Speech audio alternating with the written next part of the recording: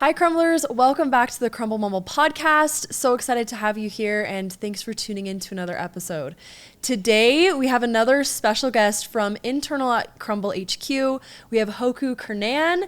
He is our video producer, videographer extraordinaire. What's your official title for Crumbl? Right now it is senior creative lead of video. It's changed multiple times. Multiple titles, but positions, everything. Yeah. Yeah, because you've been with Crumbl for a hot second, right? Just over a year and a half now. Yeah. Okay, yeah, which doesn't sound that long, but in Crumbl years, I mean, Crumbl's only been around for 5, so yeah, you've I been... think Crumbl years are like dog years here, so yes, add exactly. on 7 to a normal company. Yes, exactly. So you've been here for about like a fourth of Crumbl's lifetime, Essentially, right? yeah. Yeah. So what were you doing before you came to Crumbl? Because you do Crumbl's video editing, audio, all that jazz. So what were you doing before you got to Crumbl? Before this, I was actually down living in Cedar City, which is about 3 hours south of here. I was going to Southern Utah University, and I did a lot of their videos for marketing, and I did the videos for the athletics program there. Okay, cool. So sports. I did a lot of Athletes, sports stuff, yeah. yeah. A lot of the events around the school, like parties and all that kind of stuff. Okay, because you did like hype videos for them, right? Yeah. I think I saw a few of your videos where you would do like recaps of parties or promotions for parties. Yeah, I did a lot of that stuff. It Yeah. was like a lot for recruitment and stuff, and so like trying to get show how fun the school can be and stuff like that. And then when I was at SU, I got a job offer in the middle of my sophomore year. To actually move to New York and go work with the Buffalo Bills. And so... Dang, so before you even graduated? Yeah, it was in the middle of school. But Oh my God. yeah. So you just up and just did it? Yeah, it was one of those job offers I couldn't really pass up. Oh, yeah. And so... Oh, yeah. Took 2 semesters off. No, it was 1 semester. I took 1 semester off. I moved out to New York. It was about middle of summer. Lived there until about January. Then I shot with the team there, and then I moved back to Utah, went back to school right after the season ended. But So you were just out there for the season? yeah, it was just for the season. Okay, cool. Then came back, and then I was working with SU again, going back to school, and then actually started working with the Raiders after that. Okay. So you're very much familiar with the sports world. I'm Yeah, sensing a theme. definitely, You've done a lot of sports and athletics, which is Yeah, awesome. a lot of athletic stuff, a lot of sports stuff. Yeah. And then, working with the Raiders, and then that's when COVID hit. And Uh-huh. so all that kind of stuff went out the window that season and stuff like that. But during that year, I didn't have much going on. So I was kind of just going around filming stuff. And that's when I linked up with Derek Carr, who's the quarterback of the Raiders. And we started doing some off-season stuff. And so from that point until even now, I kind of do stuff for him on the side still. And then So cool. in between that is when I started at Crumbl. Okay, yeah. So you Yeah. just kind of had a lot. Well, it sounds like not a lot going on because of COVID. Yeah. But then a lot of little side things happening. Yeah. Right? Yeah. Okay, cool. Yeah, because I knew that you've done athletics, sports, and you've also done a lot of videography for concerts, the entertainment industry. Yeah. Right? Yeah. Because you worked with Imagine Dragons. Yeah, so And that still was kind of do, right? Yeah, so that was back in 2018. We were moving back again. Lance Lowry, who is actually the person that brought me into Crumbl, me and him kind of did some projects before, and he was working with Imagine Dragons for a festival he was starting called Love Loud, and so Familiar. He kind of brought me onto that, and we started doing stuff together with Love Loud Festival and stuff like that. And so for the past 4 years ish. I've been helping run the media for Love Loud Festival as well, and So cool. that was another thing. It was just sports, festivals, concerts. That's kind of what I was known for in my niche stuff. It's high energy, action, that kind of stuff. So coming to Crumbl was definitely a different type of transition. Yeah, a bit of a pivot. Yeah. But I also think a lot of what you did at those past positions translates to Crumbl. Yeah. I mean, because you look at our weekly flavor videos, and it's a hype video about cookies, essentially, right? Yeah. Which you did a ton of. Yeah. And our vibe changed quite a bit after we brought you on. Yeah. Once we brought you on and you were the person doing all of our video and everything, our vibe shifted quite a bit. So do you want to talk about your style and your creative process? Because I mean, the videos are what people check out every single week, right? People listening to this are checking our socials for the weekly flavor video specifically every week. And so I think it'd be so interesting to hear how you go about that. What is What is your process with that? With like making these cookies that, you know, might just be normal cookies on a plate, any other situation, and you like glam them up in this like hype video. Yeah, so that was one of the reasons that we kind of Lance like chose to bring me on and stuff, and we had kind of like discussions and stuff before that. When I saw one of the ads pop up, it was about a year before I even worked for Crumbl.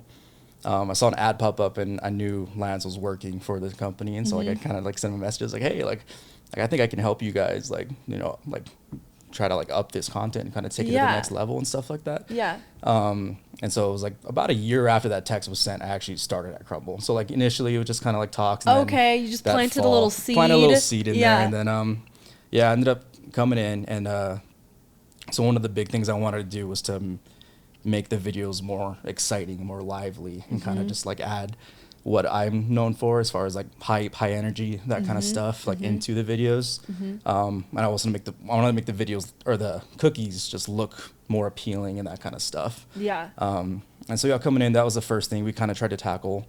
Also, like with TikTok at the time, yes, it wasn't very utilized, like as far as like a company and stuff like that. And so that's one in my like first meeting coming in. It was we were talking about like what we can do with the platform. And so one thing, we used to not post our flavor videos on TikTok. Like, which is crazy. Yeah, that's crazy that there was a time when Crumbl didn't do that. Yeah. Because like we're so known for it now. Yeah. But when I started, that was my first thing. I was like, let's post the flavor videos on TikTok, because like there's a huge like opportunity there with like engaging with our audience and stuff like that. And then starting to engage more with our TikTok audience and like trends and stuff like that. That was one of like my initial strategies and stuff. And it was me and Lindsay, who was at the time one of our designers and stuff. And so we kind of took that over. I think we had about 50,000 or so on TikTok, and then within 2 weeks we hit 1 million. And insane. So absolutely insane. Yeah, so it blew up pretty quickly at that time. Yeah. I remember because I started a couple of months before you officially came to HQ to work with us. And I remember that being an initiative, the TikTok initiative. And it was just crazy to me because I'm on the PR team, how much news coverage we got for TikTok. You know, how much news coverage, how much engagement we got, not just on TikTok, but on Instagram. Like, people were just talking about Crumbl all the time.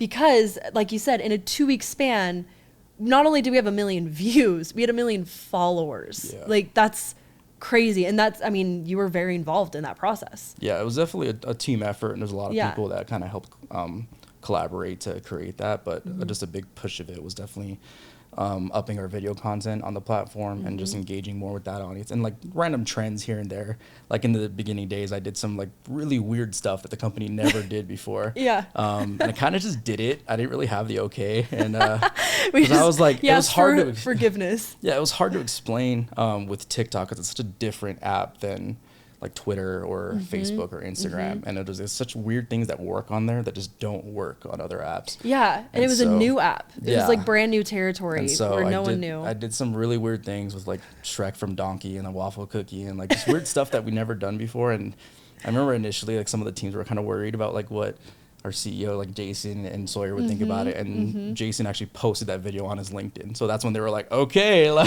that was the green light. That's when they were like, yeah, Jason loved it. So like just keep doing stuff like that. And I was like, all right, cool. Like, that's awesome. I love that. Instead of asking permission, you just waited for Jason to post on his LinkedIn. And then it was like, okay. That was like the green light. Like, okay, Jason's we're good on board. To go. Like, yeah. That's awesome. That's so cool. Because again, TikTok is such a big part of Crumbl now. I mean, we have more followers on TikTok than we have, I think, on Instagram and Facebook combined, if I remember right. Or it's almost at 6 million, I think, now. Yeah. It's grown quite a bit. Which is insane. And then our videos in and of themselves sometimes get obviously more views than followers that we have. And so that's been a big part of Crumbl and its brand. Yeah.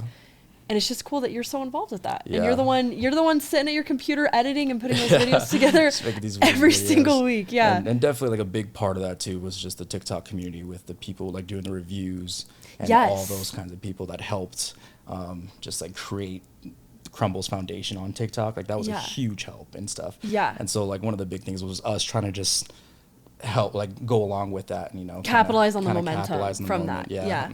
But yeah, they're definitely a huge factor in like our growth on TikTok and stuff. Totally. And I don't think that people realize that trend started on its own. Like we didn't initiate that at all. Touch that. I think it just happened over the course of, I don't know how long, couple weeks, maybe a month, where we started seeing that everyone started going to Crumbl every week and rating the cookies, which like for a brand, that's a marketing dream. Yeah. To have, people on their own be posting every single week and rating your product in real time, and then Crumbl would then hop on and respond, right? And be like, oh, thanks for the feedback. We're gonna take it back to our recipe development and revisit it. So yeah, that also, the UGC, user-generated content, is what that means, was amazing. And it's been fun. It's been so fun to see that people make this part of their... It's been really cool. Has it been cool for you to see where you're making these videos every week, and then to see other people making their own videos? Yeah, no, I've seen a couple, because like, initially when I was starting, we were trying to figure out what kind of look we wanted to go for in the video. And we did keep it fairly simple with just the black backdrop and stuff like that. And we've changed things like throughout the year and stuff, adding different kind of stuff, but it's been cool to see just like that style of video, which it was me and Lance, and we just kind of like, we did a lot of trial and error, like what works, what doesn't work and stuff like that. But I've been seeing like videos from other people like creating stuff that looks a lot like the videos like I'm creating now. Like, it's just really cool to see other people like emulating that style and it becoming kind of like a standard for certain kinds of things and stuff like that. Yeah, because people come to us all the time and they're like, how'd you do it? How do you do your social stuff and your content? And it's freaking you. I mean, it's you and the team, but like you're the one who's like you said, came up with that whole concept. I think it's huge.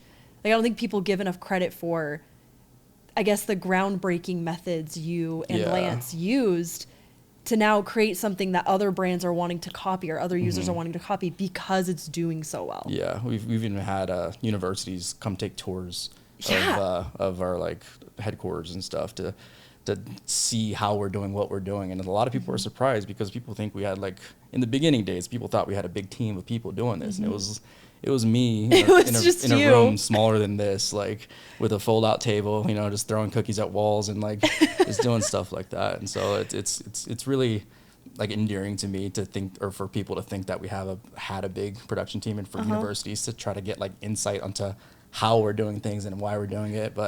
And they come and it's just you in a room. Yeah. Like, and then just me in a room, and then I would go to the store and just film the cookies while they're being made for TikTok and stuff like that. And then we've been really fortunate from that point to now. We do have a team of people. More people. Able to add pieces and stuff like that, and add help for me because it was kind of drowning in those early days. Because you were doing everything video for Crumbl. Just and also, just trying to come up with new ideas and new campaigns and marketing and stuff like that. Like, keep it interesting. And so it's really cool to see how the company's grown, and like now we have like just amazing teams of people that all collaborate together to create really cool stuff. Yeah, our teams are awesome. Your guys' team too. The video team is just phenomenal. You guys do so many great things. I mean, we've talked about the weekly flavor video, but also the birthday video we do every year, right? The huge hype video.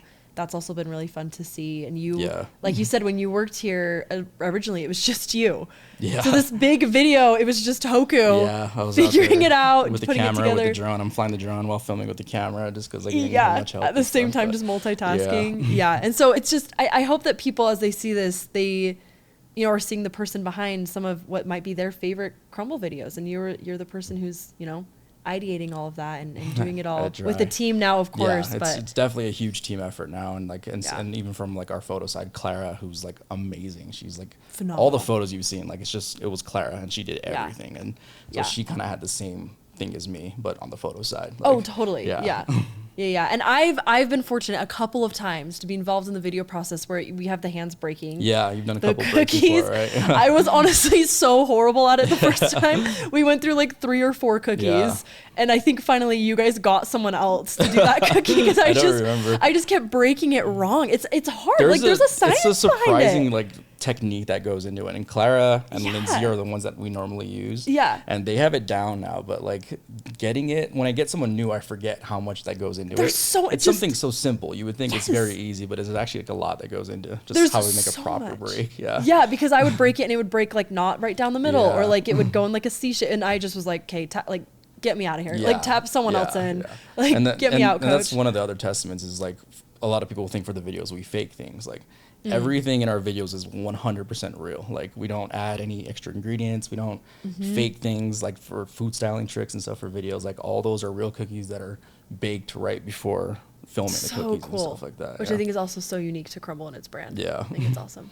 Okay, well, last question. Okay. This is the hardest question I ask everyone on this podcast. What's your favorite Crumbl cookie flavor?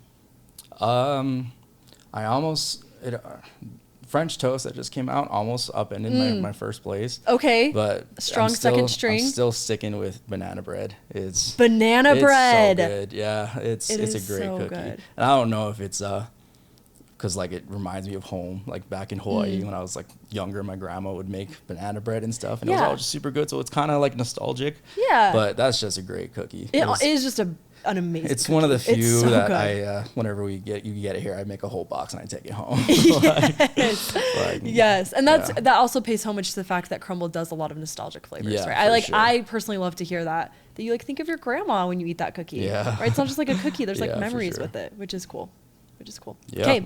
Well, thanks for joining us, Hoku. Thanks for again, having everyone. me. The man behind all of the weekly flavor videos, the Crumbl videos, everything that you've seen. Hopefully, this was very informative. And let us know if you have any more questions. We might bring him back on for another episode down the road. We'll see. We'll see you on the next episode. Thanks, guys. Bye.